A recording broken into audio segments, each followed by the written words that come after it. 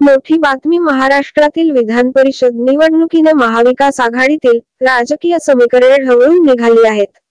उद्धव ठाकरे यांच्या शिवसेनेचे उमेदवार मिलिंद नार्वेकर हे काँग्रेस आमदारांच्या मतांच्या पाठिंब्याने आरामात विजयी झाले असले तरी मतदानाच्या दिवसापूर्वी काँग्रेस आणि ठाकरेंच्या सेनेमध्ये पडद्यामागून बऱ्याच राजकीय घडामोडी घडल्या आहेत.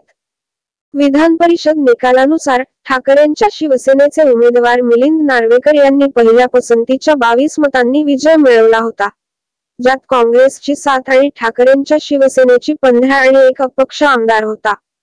खरं तर काँग्रेसची ही 7 मतं मिळवण्यासाठी ठाकरेंना खूप संघर्ष करावा लागला होता, कारण ठाकरेंना पाठिंब्यासाठी काँग्रेसने ज्या आमदारांचा प्रस्ताव दिला होता त्या आमदारांची मतं फुटण्याची भीती होती. यामध्ये मोहनराव हंबर्डे, हिरामणी खोसकर, सुलभा खोडके, कुणाल पाटील आणि शिरीष चौधरी या काँग्रेस आमदारांच्या नावांचा समावेश होता. या आमदारांची मतं फुटण्याची ठाकरेंना भीती होती.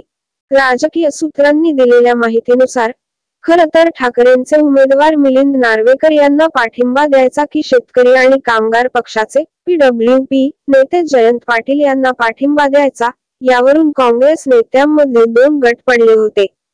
पृथ्वीराज चव्हाण, बंटी पाटील, नसीम खान आणि नाना पटोले यांनी ठाकरेंना आवश्यक 7 मतांचा पाठिंबा देण्याची तयारी होती, तर विरोधी पक्षनेते विजय वडेट्टीवार आणि बाळासाहेब थोरात हे शरद पवारांचे उमेदवार जयंत पाटलांच्या बाजूने मत देण्याच्या भूमिकेत होते, ज्यामुळे ठाकरेंच्या उमेदवाराला मोठा धोका निर्माण झाला होता.